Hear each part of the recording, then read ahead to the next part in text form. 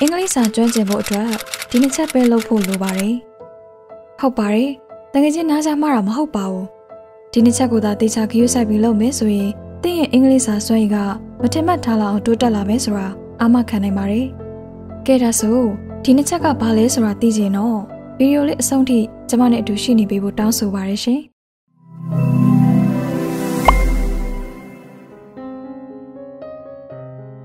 Hello guys အားလုံးပဲမင်္ဂလာပါ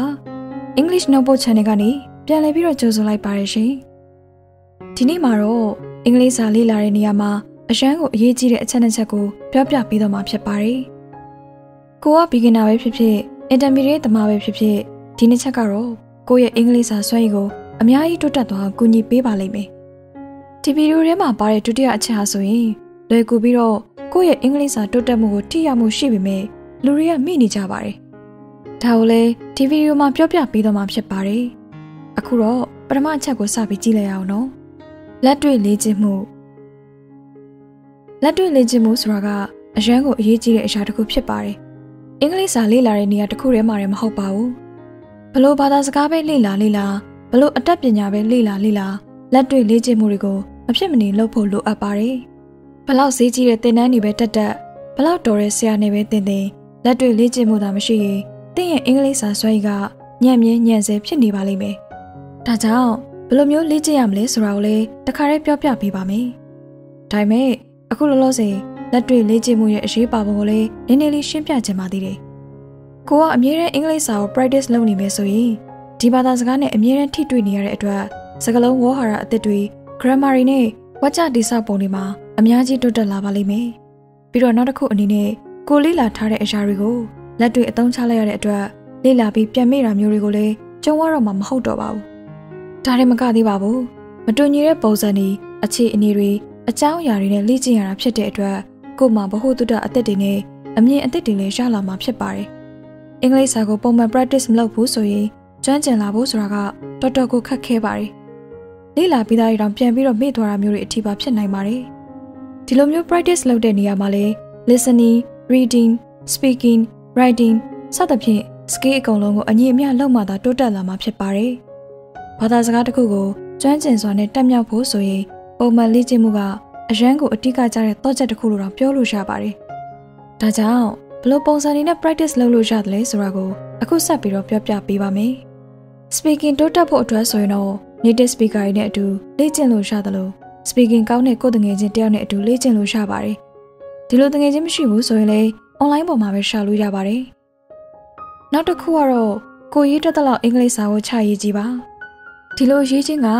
ကိုယ့်ရဲ့ grammar နဲ့ဝါကျဖွဲ့ပုံတွေကိုအများကြီးထိရောက်မှုရှိစေပါတယ်။ listening ကိုအခုမှစပြီးတော့လေ့လာမယ်ဆိုရင်တော့အခုဒီမှာပြထားတဲ့ playlist တွေကိုလေ့လာစေချင်ပါတယ်။လေ့လာရတဲ့ပုံစံကသူဖွင့်ပြတဲ့အတန်ကိုနားထောင်ပြီးအဖြစ်မှန်ကိုရွေးပြရတာမျိုးပါ။သင်ခန်းစာဗီဒီယိုတွေက beginner level အတွက်ရော intermediate level အတွက်ရောAdvanced level အတွက်ပါအဆုံးရှိပါတယ်။ English Class 101ဆိုတဲ့ channel မှာလေ့လာရမှာပါ။ share တာနည်းနည်းခက်ခဲတဲ့အတွက် description မှာဒီ playlist တွေရဲ့ link ကိုထည့်ထားပေးပါမယ်။ဒီ link တွေကနေတဆင့်အလွယ်တကူဝင်ရောက်ပြီးတော့လေ့လာလို့ရပါတယ်။ reading အတွက်ဆိုရင်လည်းကိုနားလည်နိုင်လောက်တဲ့ကိုလက်လန်းမီတဲ့စာလေးတွေကိုဖတ်ကြည့်ပါ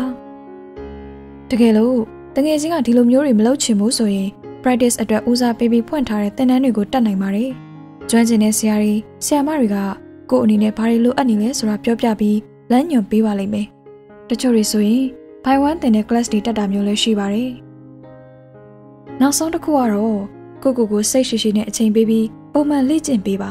။ဘာသာစကားတစ်ခုကိုကျွမ်းကျင်စွာနဲ့တက်မြောက်ဖို့ဆိုတာကရေရှည်စူးစမ်းအားထုတ်မှုနဲ့အချိန်အတိုင်းအတာတစ်ခုကိုမဖြစ်မနေပေးဖို့လိုအပ်ပါတယ်။မလောပါနဲ့ဖြည်းဖြည်းမှန်မှန်ပဲလေ့လာပြီးpractice ကိုအမြဲလုပ်သွားမယ်ဆိုရင်သင်ဟာအင်္ဂလိပ်စာမှာကျွမ်းကျင်တဲ့အနေအထားကိုရောက်သွားမယ်ဆိုတာသိကြပါတယ်။ဒါတွေကတော့အင်္ဂလိပ်စာကို practice လုပ်လို့ရတဲ့နည်းလမ်းတွေပဲဖြစ်ပါတယ်။ဗီဒီယိုအရန်ရှည်သွားမှဆိုတဲ့အတွက်အကုန်လုံးကိုခြုံငုံပြီးတော့ပဲပြောပြပေးသွားတာပါ။နောက်ကြမှာ skill တစ်ခုချင်းစီကိုဘယ်လိုမျိုးလက်တွေ့လေ့ကျင့်ရမလဲဆိုတာပြောပြပေးပါဦးမယ်။ကဲဒါဆိုရင်တော့ဒုတိယတစ်ချက်ကိုဆက်ပြီးတော့ကြည့်လိုက်ကြအောင်နော်။ဒုတိယတစ်ခုမစခင်မှာတကယ်ချင်းတို့ကိုမိကုံးလေးတစ်ခုလောက်မေးချင်ပါတယ်။ဘာလဲဆိုတော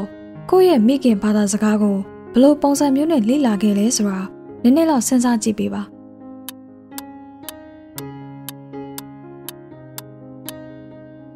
Okay ဒါဆိုရင်တော့စဉ်းစားပြီးလောက်ပြီလို့ထင်ပါတယ်ကျမတို့တွေဟာကိုယ့်ရဲ့မိခင်ဘာသာစကားကိုပတ်ဝန်းကျင်မှာအမြဲတမ်းမြင်နေတွေ့နေကြားနေရပါတယ်ကိုယ့်ရဲ့မိဘတွေရောညီကိုမောင်နှမတွေရောနေရာတကာမှာဒီဘာသာစကားကိုပဲအသုံးပြုနေတာကိုတွေ့ရမှာပါဒီလိုနဲ့ကျမတို့ဟာမိခင်ဘာသာစကားနဲ့မွေးကလေးကထိတွေ့လာခဲ့ရတဲ့အတွက်ဒီဘာသာစကားကိုကောင်းကောင်းမွန်မွန်နဲ့ကျွမ်းကျွမ်းကျင်ကျင်အသုံးပြုရတာပဲဖြစ်ပါတယ်ဒါကြောင့်ကျမဒုတိယပြောပြခြင်းတဲ့အချက်ကတော့အင်္ဂလိပ်စာနဲ့နေ့စဉ်ထိတွေ့မှုပဲဖြစ်ပါတယ်အင်္ဂလိပ်စာနဲ့အမြဲတမ်းထိတွေ့မှုမရှိဘူးဆိုရင်ကျွမ်းကျင်တဲ့အနေအထားကိုရောက်ဖို့အတွက်အချိန်တော်တော်လေးကိုကြာပါလိမ့်မယ်ဘာကြောင့်လဲဆိုတော့အင်္ဂလိပ်စာကိုလိုတဲ့အချိန်မှာလိုသလိုအသုံးပြုနိုင်ဖို့အတွက်ကျမတို့ရဲ့အုံနောက်ထဲမှာအသင့်ရှိမနေတဲ့အတွက်ဖြစ်ပါတယ်ပိုရှင်းအောင်ပြောရမယ်ဆိုရင်အင်္ဂလိပ်စာစကားလုံးတွေဝါကျတွေအတန်ထွက်တွေဟာကိုယ့်ရဲ့ခေါင်းထဲမှာအသင့်ရှိမနေတဲ့အတွက်လက်တွေ့အသုံးပြုတဲ့အခါမှာအခက်အခဲတွေ့စေတာပဲဖြစ်ပါတယ်လက်တွေ့အသုံးပြုတဲ့အခါမှာစကားလုံးအထားသူတွေမှန်ရဲ့လား grammar တွေမှားနေလားအတန်ထွက်ရောအဆင်ပြေပါမလားဆိုတာတွေကိုခေါင်းထဲမှာစဉ်းစားနေလို့မရပါဘူးလိုအပ်တဲ့အချိန်မှာလိုအပ်တယ်လို့အသုံးပြုရတာဖြစ်ပါတယ်ကျမတို့ရဲ့မိခင်ဘာသာစကားကိုပြောတဲ့အခါမှာခုနကကျမပြောခဲ့သလိုစကားလုံးအထားသူတွေ grammar တွေအတန်ထွက်တွေကိုစဉ်းစားနေစရာမလိုပါဘူးဘာကြောင့်လဲဆိုတော့ကိုယ့်ရဲ့ခေါင်းထဲမှာဒါတွေကအသင့်ရှိနေတဲ့အတွက်ချက်ချင်းထုတ်ပြီးတော့အသုံးပြုနိုင်တာပဲဖြစ်ပါတယ်ဒါဆိုရင်တော့အင်္ဂလိပ်စာနဲ့နေ့စဉ်ထိတွေ့မှုကဘလောက်အရေးကြီးလဲဆိုတာသိသွားပြီလို့ထင်ပါတယ်ဒီနေရာမှာပြောစရာတစ်ခုရှိလာတာကငါတို့ကအင်္ဂလိပ်စာကိုနေ့စဉ်အချိန်ပေးပြီးတော့ practice လည်းလုပ်ရအောင်မေနေ့တိုင်းလည်းအင်္ဂလိပ်စာနဲ့ထိတွေ့မှုရှိရအောင်မေငါပတ်ဝန်းကျင်မှာလည်းအများစုကမြန်မာစကားပဲပြောနေတာငါတို့ကဘယ်လိုလုပ်ရမှာလဲစသဖြင့်စဉ်းစားမိပါလိမ့်မယ်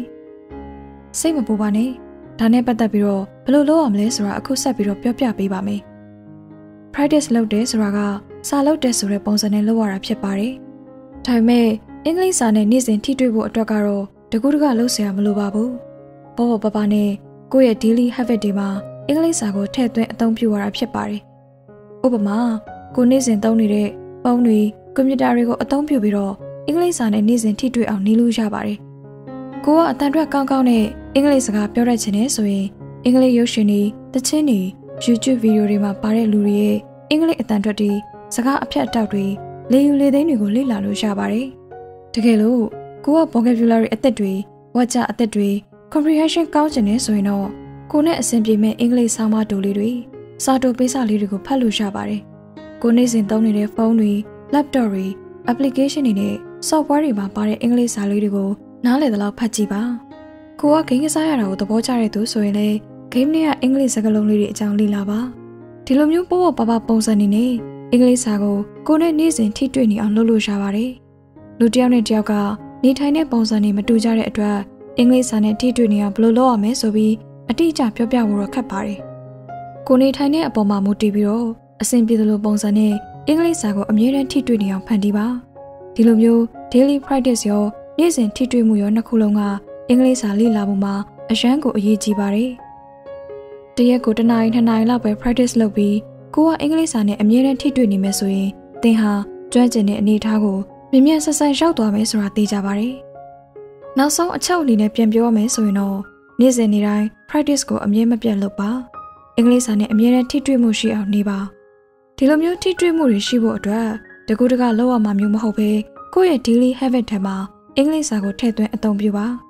ဒါဆိုရင်တော့တကယ်ချင်းရဲ့အင်္ဂလိပ်စွမ်းရည်ကမထင်ထားလောက်အောင်တိုးတက်လာမှာဖြစ်ပြီးကျွမ်းကျင်တဲ့အနေအထားကိုမြင်မြန်ဆန်ဆန်ရှောက်သွားမယ်ဆိုတာသိကြပါတယ်